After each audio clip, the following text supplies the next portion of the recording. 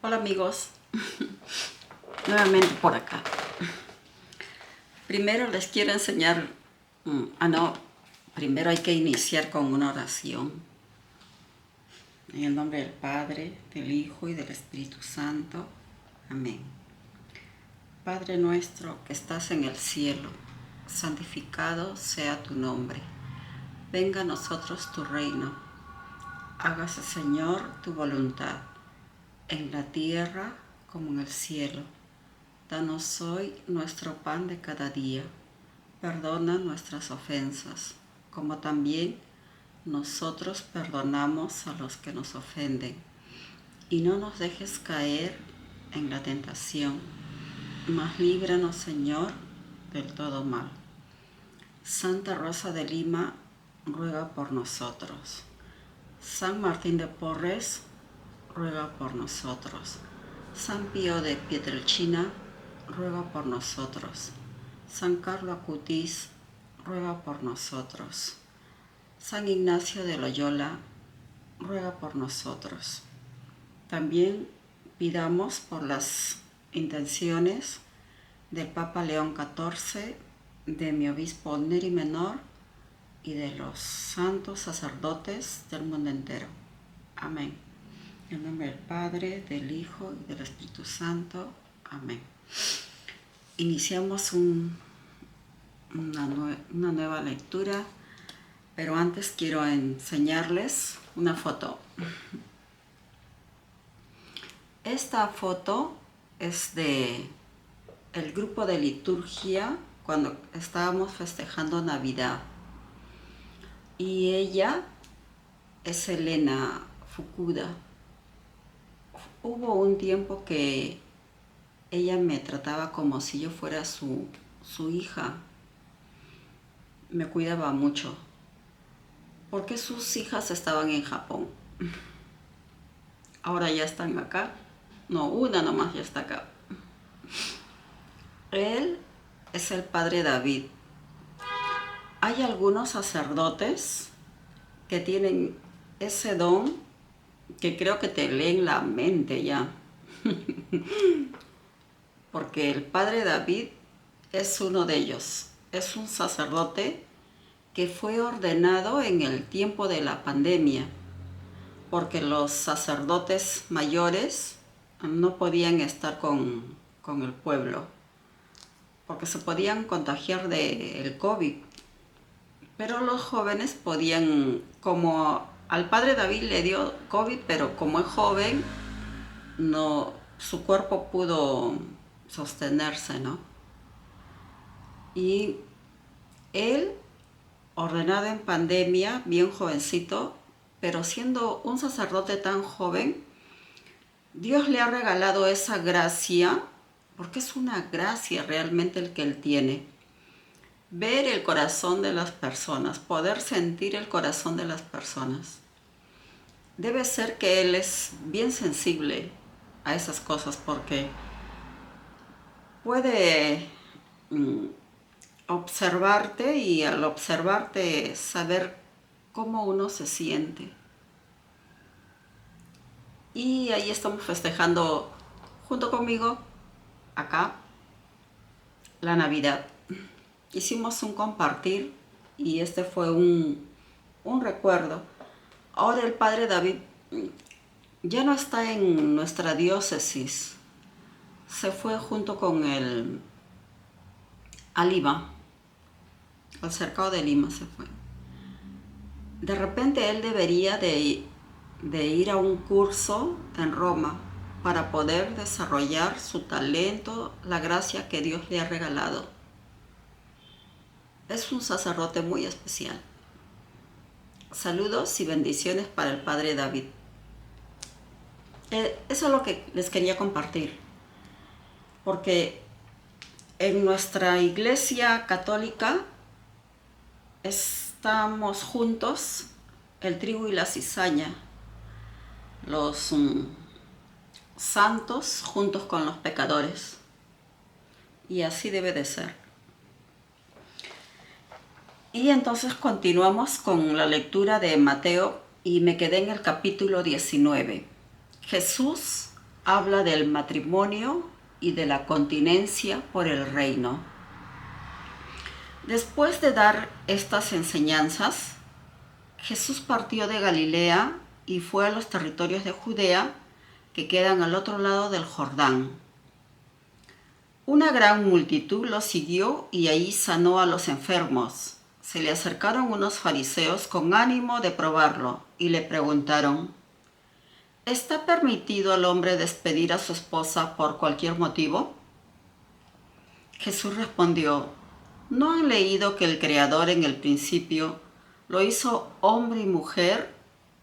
Y dijo: el hombre dejará a su padre y a su madre y se unirá a su mujer, y serán los dos uno solo. De manera que ya no son dos, sino uno solo. Pues bien, lo que Dios ha unido, no lo separe el hombre. Aquí no dice Jesús que se casarán hombre con hombre o mujer con mujer, sino un hombre con una mujer, porque en la creación Dios creó al varón, Adán, al hombre, pero como lo veía solo, le dijo: le voy a hacer una compañera. Y Dios hizo dormir a Adán, y de la costilla de Adán sacó a Eva, la varona, varón, varona, hombre y mujer. Pero a Eva no la sacó del talón de Adán.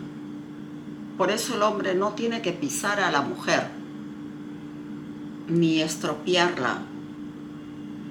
Y Eva tampoco no fue sacada de la cabeza de Adán, como para que la mujer mande sobre el hombre.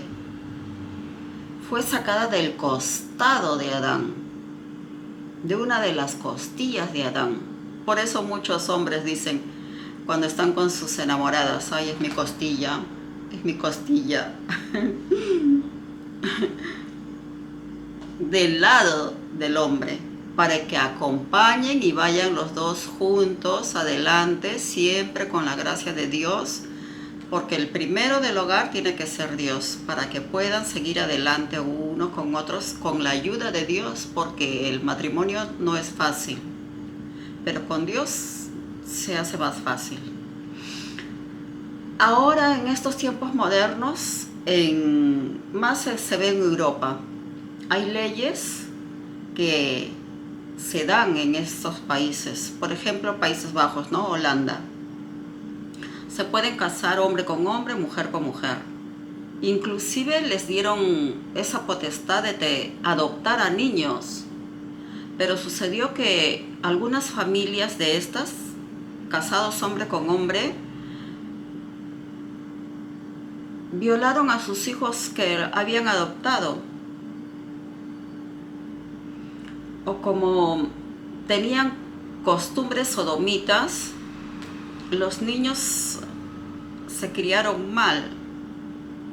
O sea, no inmorales. Y es como que fuera un Sodoma y Gomorra.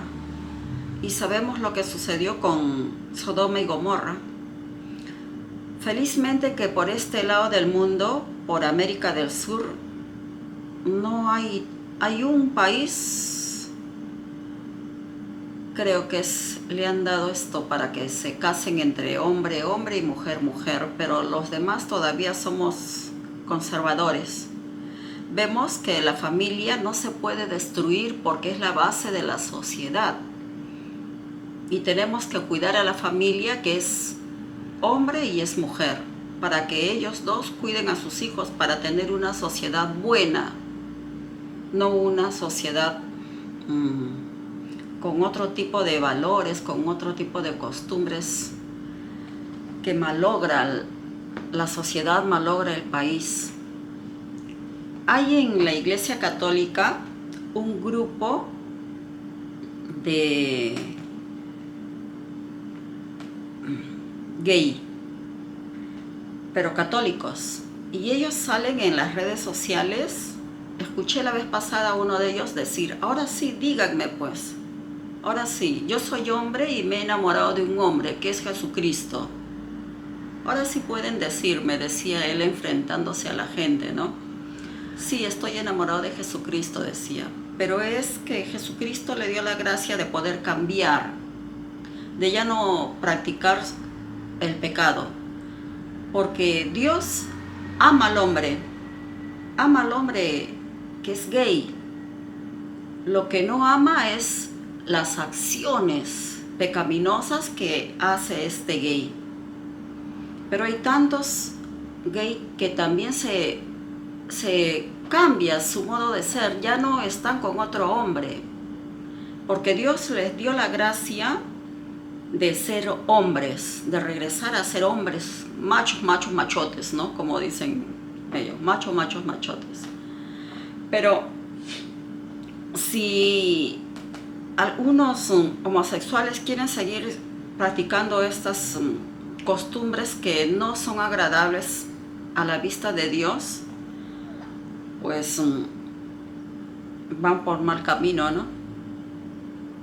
Que podrían cambiar, por supuesto que sí, porque nada es imposible para Dios. Todo cabe en lo posible para Dios, porque Él lo puede todo, porque Él es el creador del mundo. Él es el dueño de nuestras vidas. Cierro paréntesis. Pero ellos preguntaron, entonces, ¿por qué Moisés ordenó que se firme un certificado cuando haya divorcio? Jesús contestó, porque ustedes son duros de corazón. Moisés les permitió despedir a sus esposas, pero no es esa la ley del comienzo.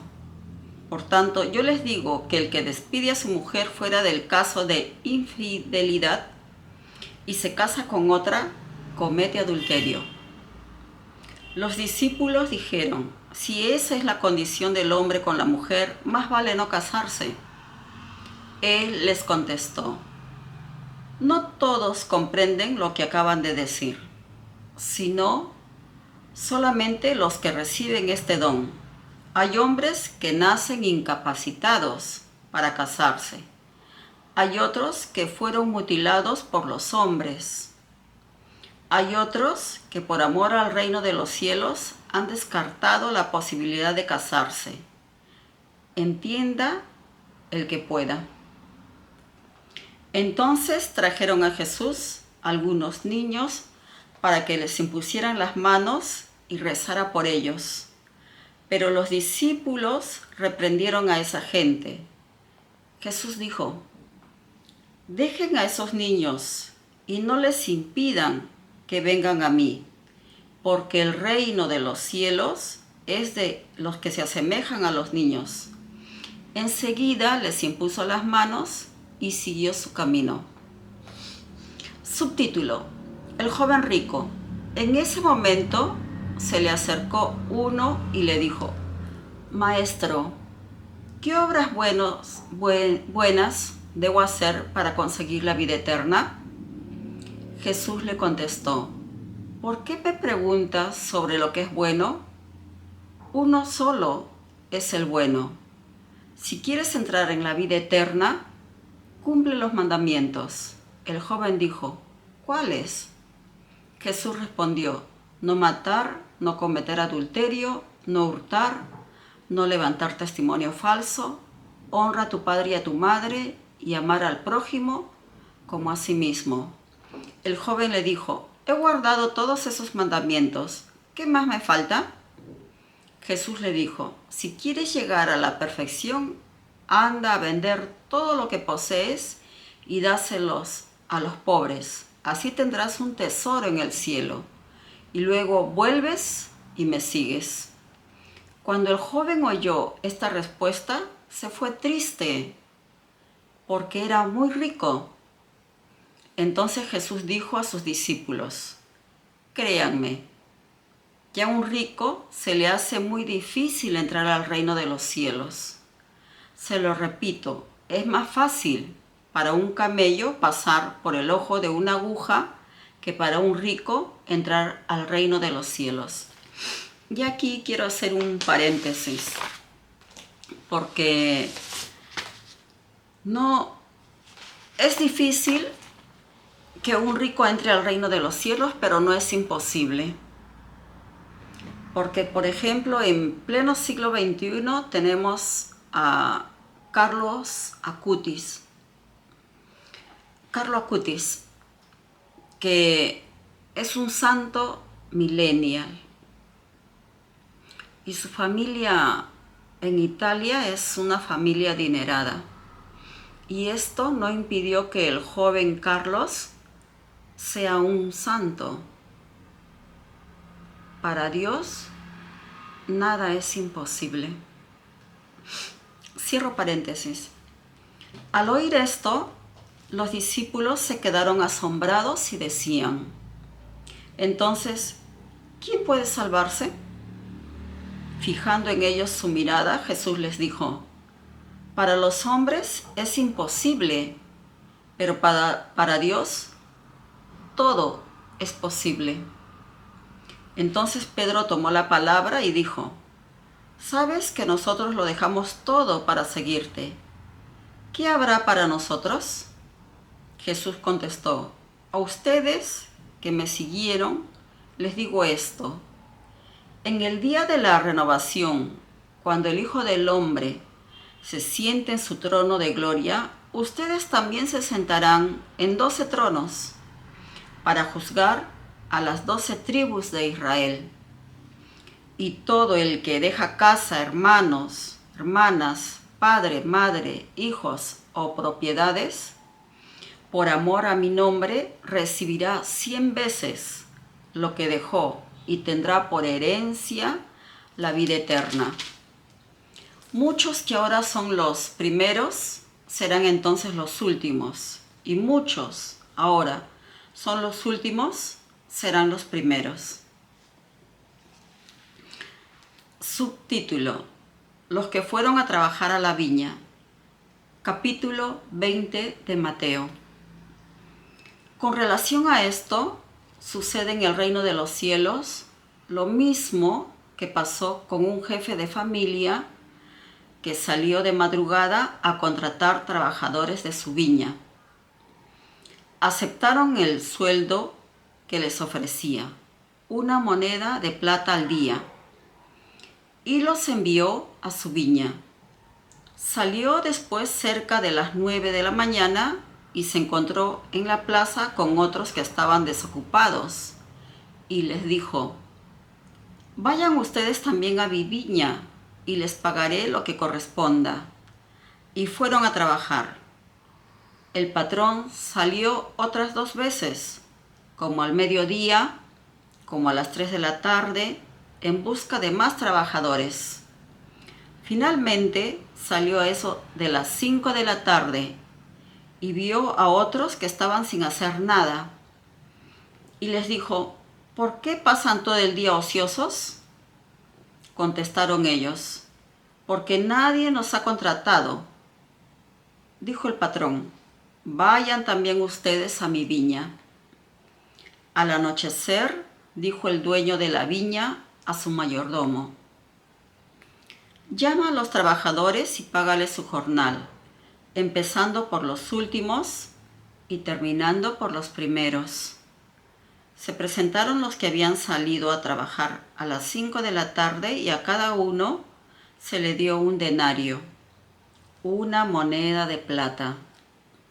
Cuando finalmente llegaron los primeros, se imaginaron que iban a recibir más, pero recibieron también 1 denario. Por eso, cuando se lo dieron, empezaron a protestar contra el patrón. Decían: los últimos apenas trabajaron 1 hora y les pagaste igual que a nosotros, y soportamos el peso del día y del calor. El patrón contestó a uno de ellos: amigo, no he hecho nada injusto. ¿No convinimos en 1 denario al día? Entonces, toma lo que te corresponde y márchate. Me gusta dar al último tanto como a ti, ¿no tengo derecho a hacer lo que quiero con mi dinero? ¿Por qué ves con malos ojos que yo sea bueno? Así sucederá. Los últimos serán los primeros y los primeros serán los últimos. Abro paréntesis. Esta partecita es bien interesante porque dice, así sucederá. Los últimos serán los primeros y los primeros serán los últimos. Esto habla del pueblo de Dios, del pueblo de Abraham, de Isaac, de Jacob, de las 12 tribus de Israel, de los hebreos, de los judíos, del pueblo de Dios. Porque los primeros, que fueron los hijos de Abraham, de Isaac, de Jacob, que son los judíos, lamentablemente ahora vemos cómo están. Ya no son los tan primeros que se creían ellos el pueblo elegido de Dios, lo máximo. Porque después llegó Jesucristo, y Jesucristo es el patrón, el dueño de la viña, y cada hombre representa a los pueblos. Y estos pueblos, por ejemplo,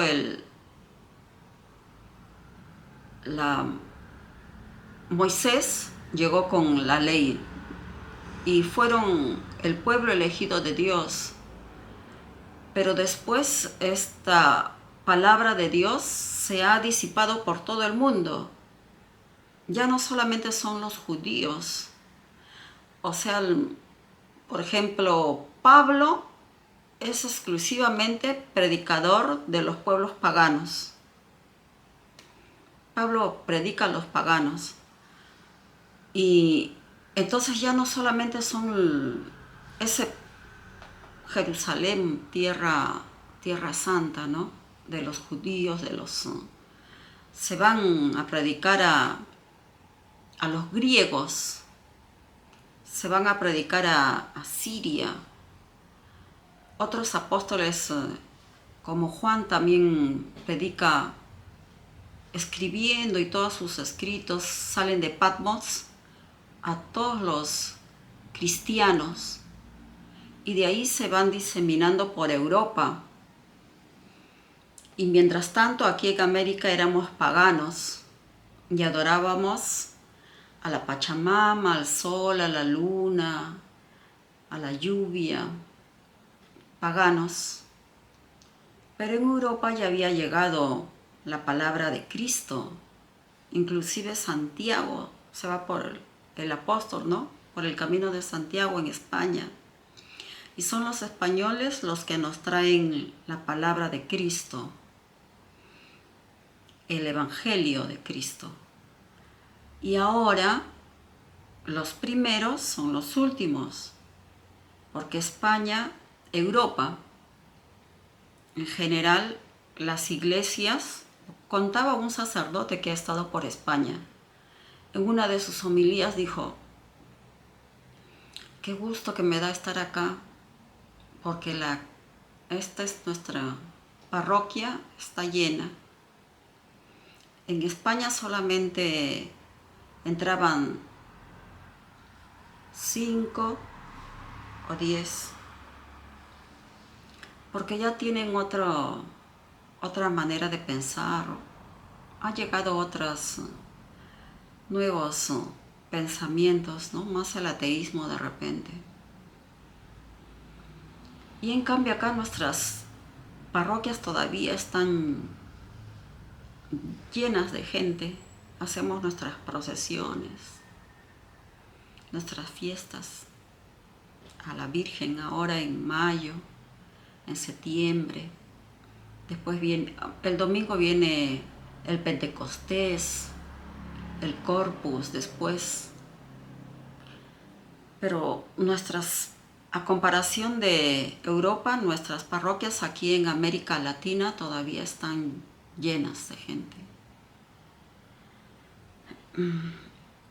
Y también dice que estos que fueron a trabajar, Dios los llamó o en la mañana, o al mediodía, o en la tarde. Y estos trabajadores, es un honor trabajar para la viña del Señor. Cierro paréntesis. Acá dice, como subtítulo viene el tercer anuncio de la pasión. Jesús, al empezar el viaje para Jerusalén, tomó aparte a sus 12 apóstoles y les dijo en el camino: miren, vamos a Jerusalén. Allí el Hijo del Hombre debe ser entregado a los jefes de los sacerdotes y a los maestros de la ley, que lo condenarán a muerte.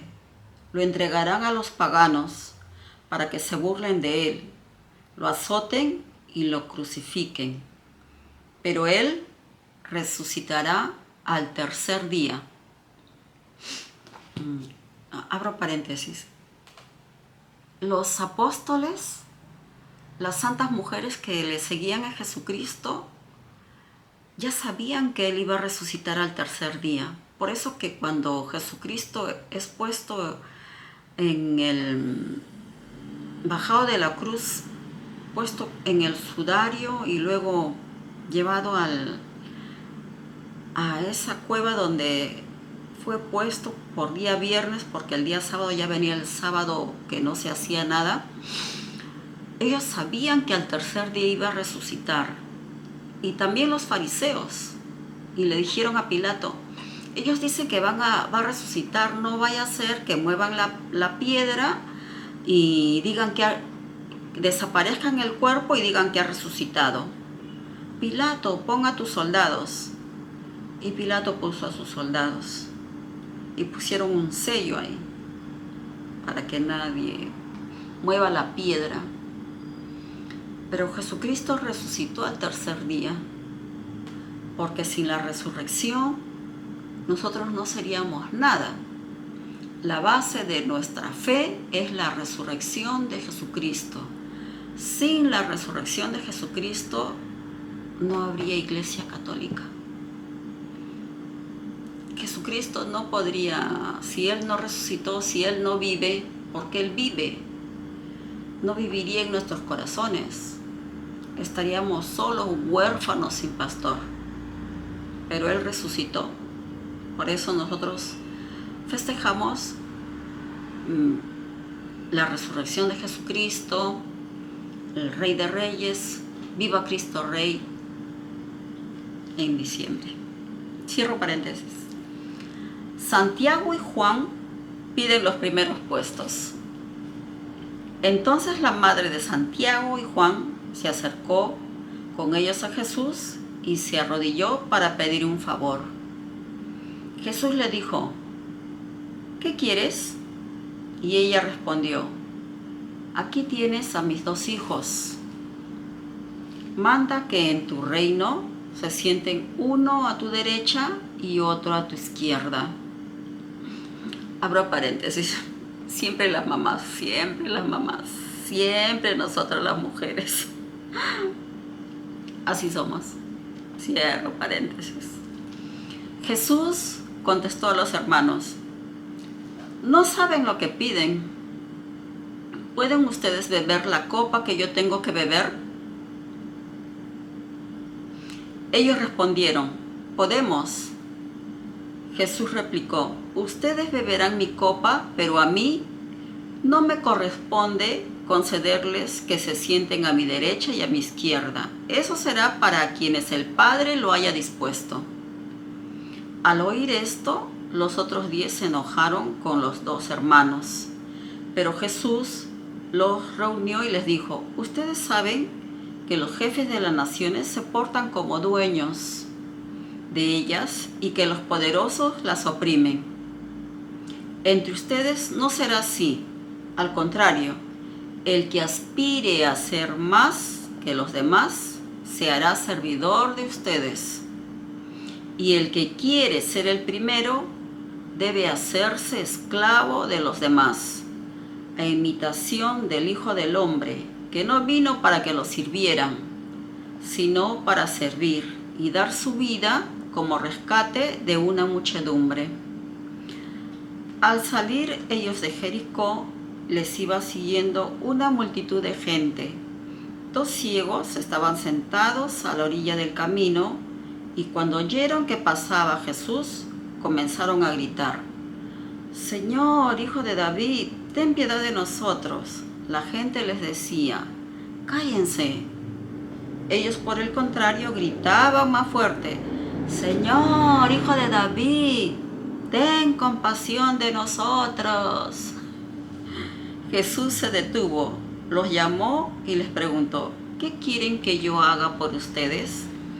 Ellos dijeron: «Señor, que se abran nuestros ojos».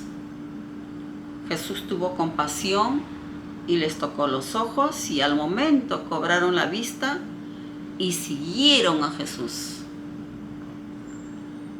Y ahí termina el capítulo 20 de Mateo. En el nombre del Padre, del Hijo y del Espíritu Santo. Amén.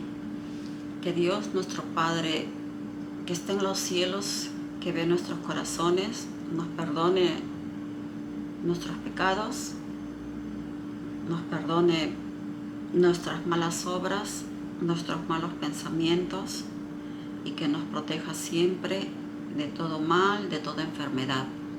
A nosotros, nuestra familia, al Papa León XIV, que es peruano norteamericano, a mi obispo Neri, al Padre Marco y a todos los santos sacerdotes del mundo entero.